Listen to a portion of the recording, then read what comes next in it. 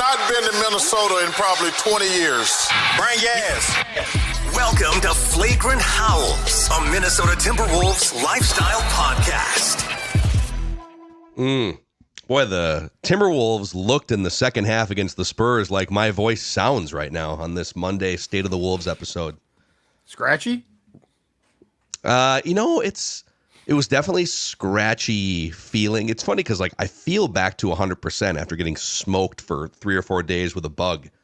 But I sound like I feel like Eric Spoelstra, hoisting a trophy 10 years ago, but I sound like Doc Rivers at the end of his Bucks run last year. Gotta keep getting boards. Guys. Gotta keep attacking the rim. Guys. Yeah, you do. Or Tom Thibodeau I was going to say, I think you could do a really strong tune right now. Ice. I feel like that's more taxing. I feel like that's more taxing on your hoarse voice. I feel like that would be more hurtful. Doing the Tibbs, I probably just ruined it right there for the week. Maybe I should wash it down with some Padres before we get to our state of the. That helps, really. Is that a marketing slogan for Padres? If your voice sounds like Doc Rivers or Tom Thibodeau. You know what I think? I think that's a great idea. In fact, you'll be shocked to find out that Sports Dad, in watching a multitude of games on Saturday, you know what he did? He went to the fridge. He got some Padres out. He got the red out because he loves that beer in particular. The lager also delicious. Now you're saying, Sports Dad, why is Padres so good? I'm going to tell you it's very simple, because they only do one thing, and that's beer. There's not a focus on this and that. There is a focus on the brewing beer the best that they possibly can. They mix Irish and UK classics as well as some of their delicious craft beers. We've had a couple of Purple Daily Unplugged events at which folks have joined us at Padres, and everybody comes away saying absolutely fantastic. Here's the best part. They are also now available in more than 80 liquor stores in the metro. And I believe that they're going to be expanding fairly soon here throughout the state as well. But Padres available.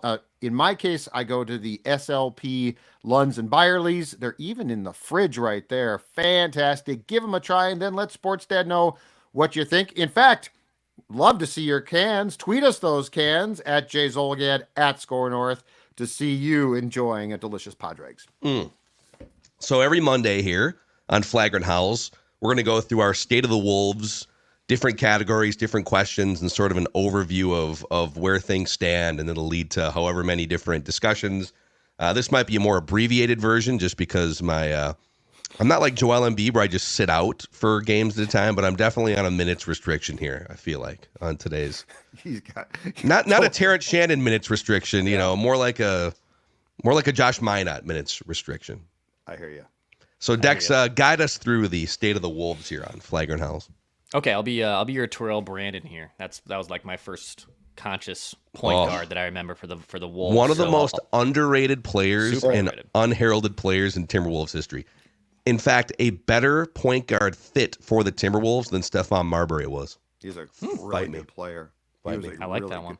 You guys remember too, like the old, when it was Fox Sports Net, I believe is what it was, right? Fox Sports Net. And they had great commercials where it was like two goofy guys like pretending to be Terrell Brandon or Wolves players. I've tried to find those old school commercials because I remember as a youth just loving those, because I was also trying to be one of those dudes. Okay, so here's your overview. State of the Wolves. Timberwolves are 3-3 through 6 games. They're tied for 10th place in the Western Conference. They're 3 games out of the top spot. They're 13th in offensive rating, 20th in defensive rating. Right now, just a 34% chance to make the playoffs per Basketball Reference, but a 10.2% to win the whole damn thing. You know what? That's a typo by me. It's actually a 0.2% to win the whole thing. 2%. Which is like, okay. I almost feel like... That's why I was like a little confused on that. Yeah, that's my bad. No, I sent these percentages to Declan and just hung him out to dry. But like... these are, well, we can get back to it, but like 34% to make the, I'm questioning Basketball Reference's algorithm here. We might need to find a second and third playoff odds report just to justify. I don't understand. And the point two, you're telling me you run this season 100 times and the Wolves don't win it once?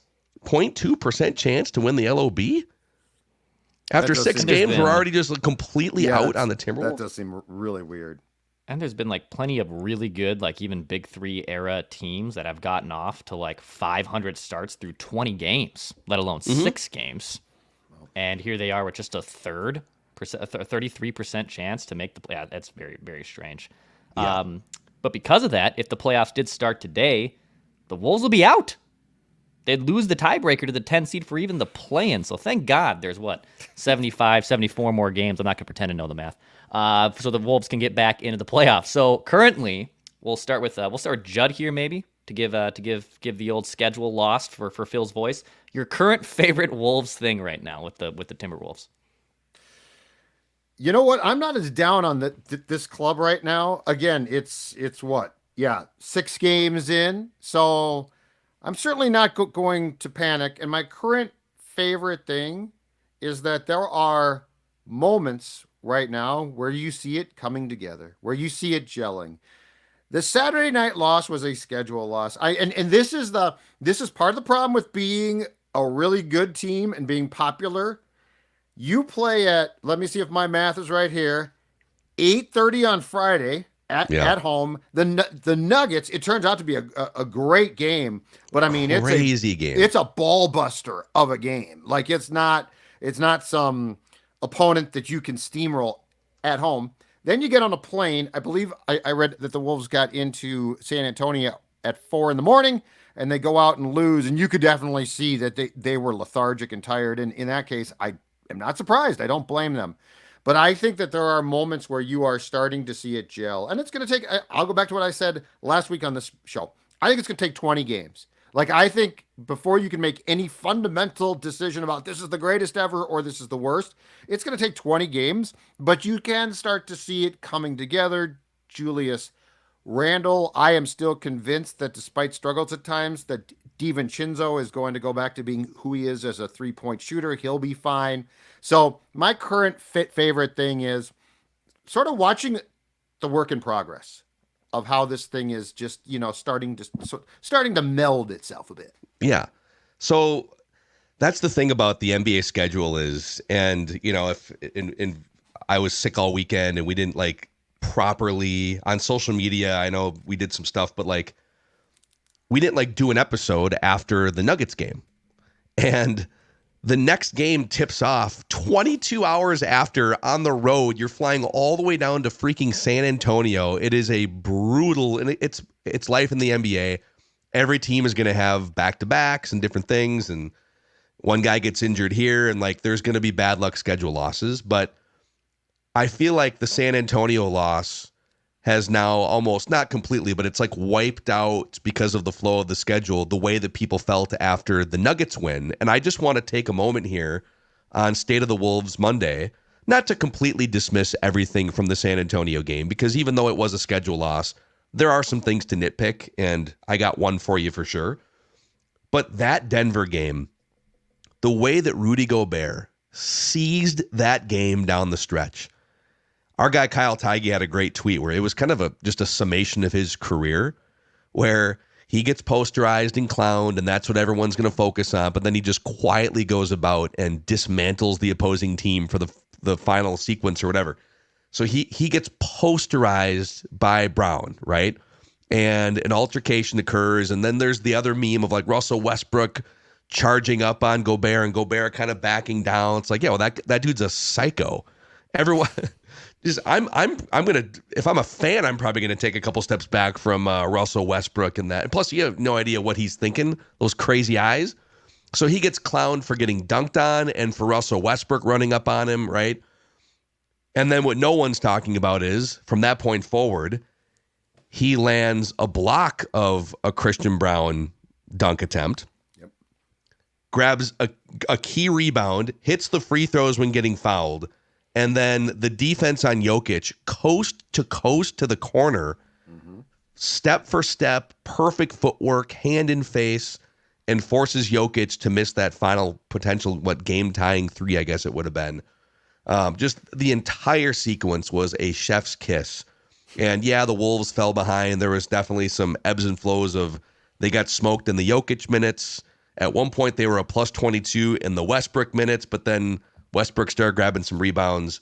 They definitely have some chemistry things with there's a Jaden McDaniels problem we can talk about here, whatever. But like, you came back down 10 with 3.5 minutes to go in that game on national TV and put your stamp again on the Nuggets.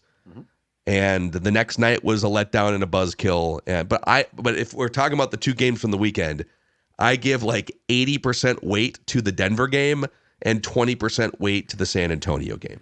And this is also the price of being good, is we now break down games like the football games. It's beautiful. So like, and it's fun. And look, I've always been a proponent because it means that you deeply care. But the reality is this: if I had told you on Thursday, okay, you're going to come back and you're going to get a really impressive win against the Nuggets, national TV, ESPN Friday, and then you're going to fall flat on Saturday, I think that you would say, oh yeah, of course. Yeah, that makes perfect sense. But instead we get like this, the Wolves can't lose to the Spurs. And the Spurs are another team now. I mean, when we talk about the West, this Spurs team looks pretty legit. Like there are some really Wemby nice is a pieces. Wemby is a unicorn. Yes. Chris Paul can still do some Chris Paul things, and But I mean, they've got enough pieces where they're definitely a competitive team now. So yeah, it's fun to break down games, but we also, when it's an 82 game season, we sort of fall into a trap of how'd you lose this game? And to your point, you ignore the win against the Nuggets, which was a hell of a basketball game. Yeah. So I guess just to be clear, my favorite current Wolves thing was the Rudy Gobert systematic dismantling of the Denver Nuggets in the final 2 minutes of that game, the final minute of that game. That was just a sight to behold. And I love that Wolves fans are very smart basketball fans, and they appreciate when he plays defense in the corner on Jokic, they give him a standing ovation. The ovation they gave to Julius Randle coming in here. Hey, welcome in. We love Cat, but now you're one of us. It's Target Center is a cool place right now. And the end of that Nuggets game was a major highlight so far. And last year, and even the season prior, the Wolves were actually a above 500 team in the second game of a back-to-back. So last year on 0 days rest, the Wolves went 8-5. Season prior, even they went 9-5. So actually, under Chris Finch, and I know they've traded now Cat, and some of these rosters look a little different, tweaks here and there over the last few years. The Timberwolves have actually performed much better on the heels of a back-to-back, which is typically viewed, as we just said, as a schedule loss. So I think they'll most likely still figure things out. Yeah. Well, and when you play the Nuggets, like the thing to me was 8:30 start, the Nuggets. It's one thing if you're playing back-to-back, right? And you got a couple of okay teams, but you had a tough game there. I think that they were emotionally just drained. Yeah. That's a tough, I don't care who the second team is, when the first team is a playoff opponent from last year who has an elite player, I think it's very hard to just take that flight, go to sleep probably at 5 a.m. and say, okay, boys, let's go out tonight and win again. Is there a case to be made if you're just flying to the same time zone and you're not getting in until 4 a.m.?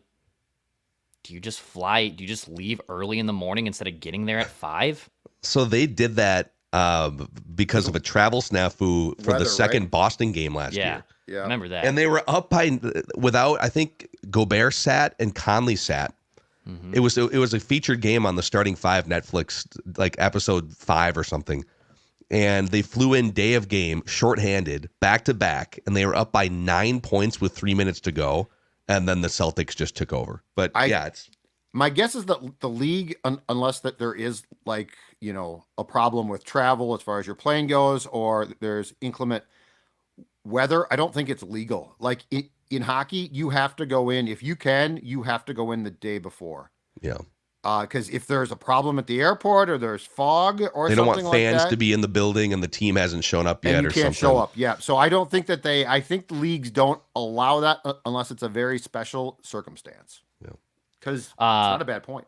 No, I know. My favorite current Wolves thing so far is just how Julius Randle's fitting in on offense. So if you just look at the gaudy stats, I mean, he's still shooting 50% from the floor in these 6 games. He's still been very effective, obviously getting and attacking the basket. And I think there was a lot of questions of how much Julius Randle is going to be able to fit with Cat going out, Randle coming in. And even though he missed some time with an injury last year, he only played in 46 games. I've liked what I've seen from Julius Randle. Now, defensively, like, he has been a minus player. He was a minus 14 against Denver. He was a minus 11 against San Antonio. So there's probably some things to maybe still clean up there, but he's still being a very effective shooter. His shots are falling. I still think he fits into this offense long term.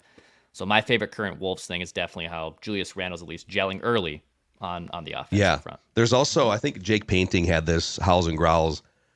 Somebody had it on Wolves Twitter, and I wish I would have pulled it up before the show here, but so Julius Randle is excellent at head down, drive to the basket, but the thing that he's even better at maybe, or equally as good at, is having an open mind to pass the ball. It's not just tunnel vision. I am driving and I'm either going to get to the hoop or get fouled or complain about a foul or whatever. He's looking to make a play. And when him and Ant connect on those drive and passes, those driving kicks, the numbers are very gaudy. So they have formed a connection both ways, by the way, but they have formed a really good connection, being that they've only really known each other as teammates for like 3 or 4 weeks. What is your guys' least favorite current Wolves thing, Judd? So I think we need to have a conversation about this. And look, Chris Finch and the Wolves get my undying respect because they do not practice nearly the style of load management that most teams do, or lots of teams do, okay? So I'll start out there. I love the fact that they actually let guys play. But let's talk about Mike Conley. Mike Conley is 37 years old. Mike Conley has a bad wrist. Mike Conley played against Denver on Friday. That's cool. That's great. Saturday, he played again. I think he played 26 minutes on Saturday, if I'm not mistaken. That's a game where I rest Mike Conley. Like, it's a back-to-back. You just want a big game. Like, if you... The league is like putting pressure on teams to not do that early, especially. Right, but I think the league is like, yeah, dude, unless he has an actual designated injury that. But he's got a bad wrist. Yeah, he's got a bad wrist. And look, I am not advocating this for Ant. I am not saying that the Wolves should. You could have 3 years ago. You probably rest like 4 guys, I don't want that. I like playing guys. I think the guys should play. Fans buy tickets. They deserve the best product possible. But Mike Conley is a special case. He is a senior citizen, and he's got a bad wrist. He could have sat out. I just think that there needs to be a plan with him because it feels to me like if you try and do what you did last year, which, by the way, Conley was brilliant. It was great. But I feel like it's pushing it now. So this is a small thing. It's not like a major thing, but and I know Mike wants to play, but it's like, Mike, you played great last night. We appreciate you. You got a bad wrist. Let's not go back to back here.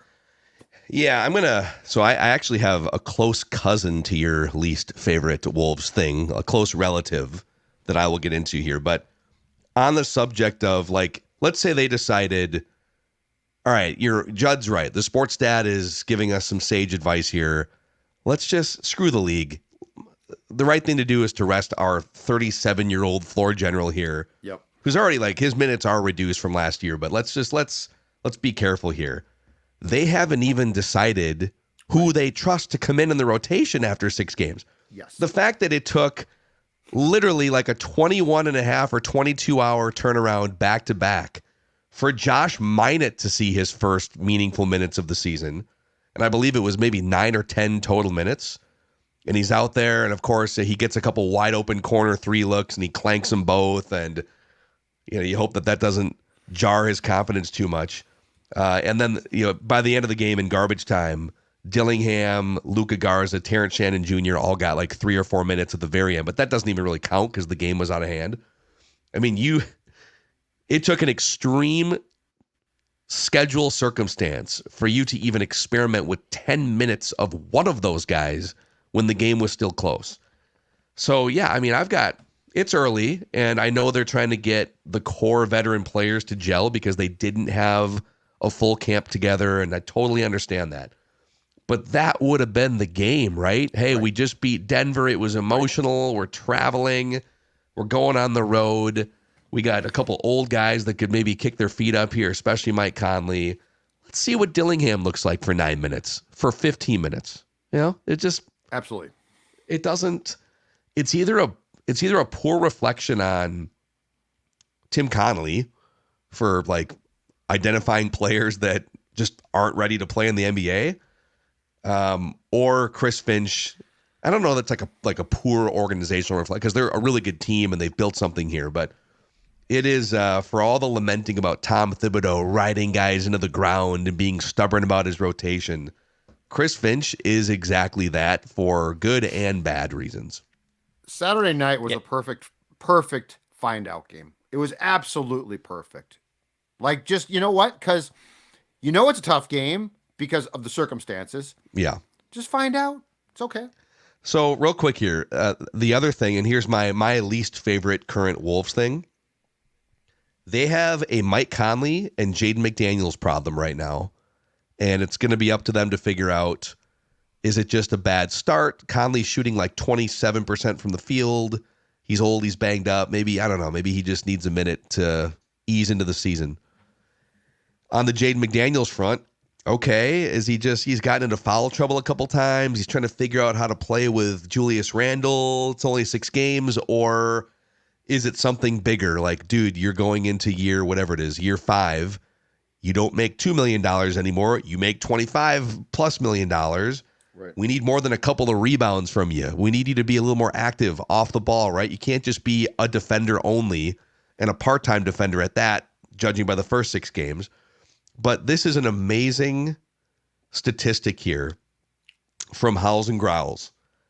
The Wolves have, when Jaden McDaniels, Mike Conley, and Joe Ingles are off the floor, and those guys are off the floor, and it's any other combination of players on the floor, the Wolves have a 99th percentile offensive rating and a 94th percentile defensive rating.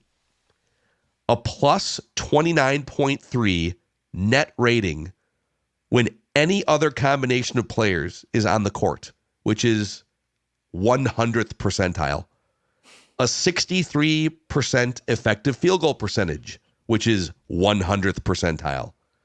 And they have one of the lowest turnover rates in the entire league. Again, when any other combination of players except Jaden McDaniels, Mike Conley, and Joe Ingles are on the floor. And if you look at some of the lineup combinations too, their most used 5-man lineup combination is the starting 5, which includes Mike Conley and Jaden McDaniels. That starting 5 per 100 possessions is a minus 6 points. They're still figuring it out. That was kind of the case at points, getting Rudy into the mix last couple of years. But to this point, the starting 5 is a net loss, and then you bring in other combinations to make up for the ground that your starting 5 has lost you. If you look at their next 3 most commonly played 5-man combinations, they go from being a minus 6 per 100 possessions to a plus 20, a plus 22, and a plus 66. Wow. So they literally have Conley, and I'm not even Ingles has played like 20 minutes. So it's literally Jaden McDaniels and Mike Conley need to catch up with the rest of the team, or Chris Finch has to figure out, is it a new starting lineup? I know we're paying Jaden McDaniels $25 million, but does he need to play 15 minutes instead of 25 or 30? There's some hard conversations to be had at some point here. The Jaden thing too is, I feel like for a long time, and I partially agree with this, but for a long time, we've sort of talked about how can Chris Finch incorporate Jaden more? How can they do this? And there are definite areas where they probably could have helped him more. But at some point, this also becomes a Jaden thing. Mm-hmm. Yeah. At some point, we got to quit blaming, including me, we got to quit blaming the coaching and say, dude, you are making a salary now, get yourself involved. I feel like we've felt like he's been the little kid brother who gets left out of the game, right? He's playing the game, but he doesn't get the touches because the big guys do. But he's a vet now, and as you just said, Phil, he's making a lot of money now. You got to figure it out. This becomes a Jaden thing too. And he's good. The thing about him is he's good enough that when he takes control, he can contribute. Like, I don't think he's a bad player at all. Yeah. But I do think that he shrinks too much into the background, and he's at an age now where that just simply has to stop. Yeah.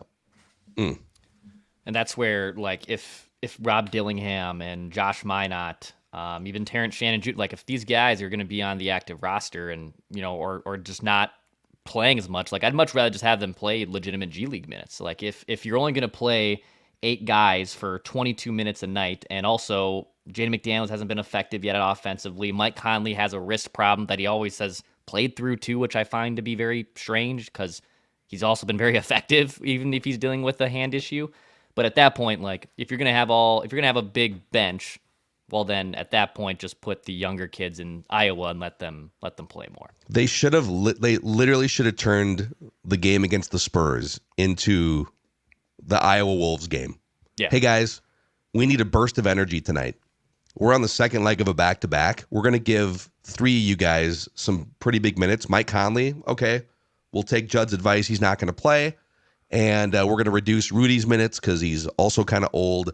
And, Ant probably doesn't need to be averaging almost 40 minutes a night.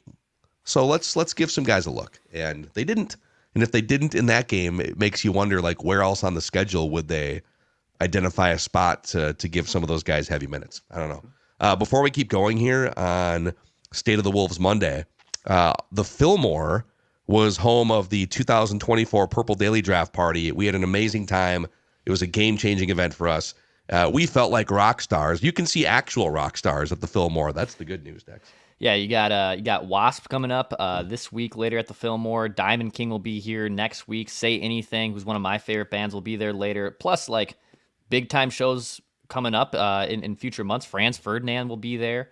You have Phineas. He'll be there in the new year as well, so it's a great spot. SKORNorth.com/tickets to get more information. It's located just steps from Target Center and Target Field there in the North Loop. SKORNorth.com/tickets to check out the Fillmore.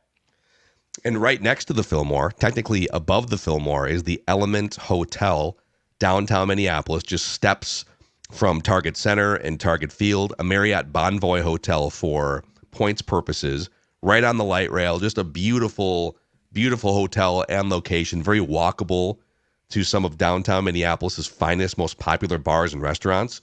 Garage parking is only $25 a day. City views, free breakfast, which includes avocado toast, sweet potato hash or pancakes.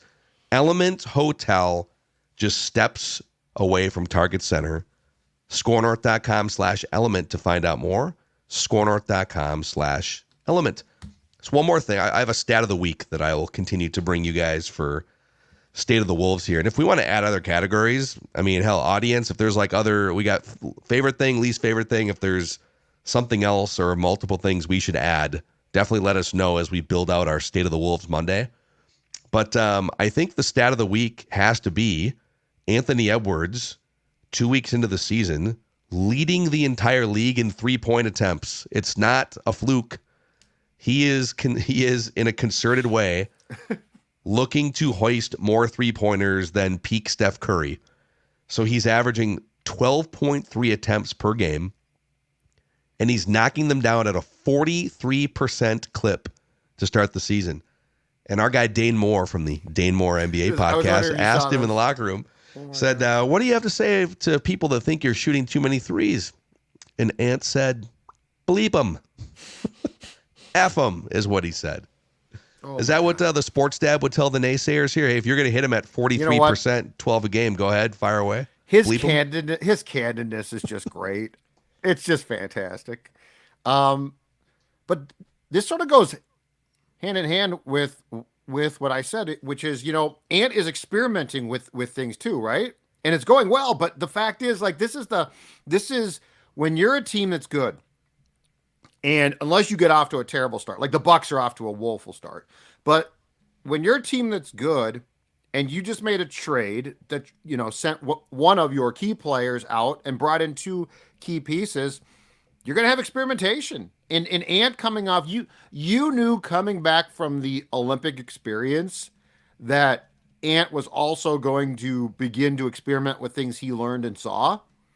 It's why I'm not concerned. And the guy is a superstar player. Like we are in this town right now, we are so blessed. Justin Jefferson, Kirill Kaprizov, and Ant. I mean, just 3 dynamic, young, great players. But yeah, Ant's personality, I saw that. And he's just like, yeah, bleep him. I thought it was great. I thought it was hilarious. Just bleep him, man. So I guess keep launching him 12.5 per game. If he keeps hitting him at a 43% clip, the math dictates that you should keep shooting that many. It works, right.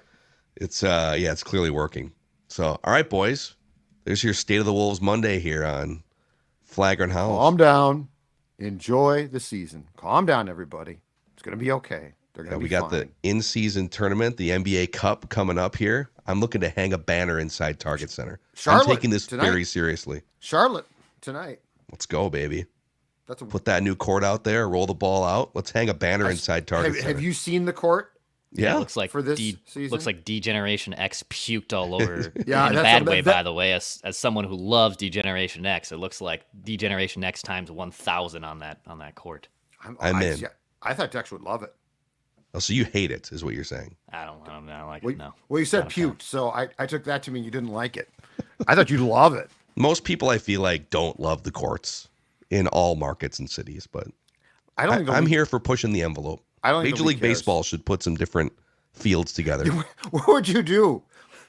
Like you bring in right field by 200 feet. You know, once every. Paint No, the you're not grass? changing the structure of the. no, paint the grass. That'd still be funny though. Go blue. Twins grass is just all blue. Paint Boise the State. dirt yellow or something. I don't Boise know. State on the baseball This field. is your favorite Timberwolves lifestyle podcast.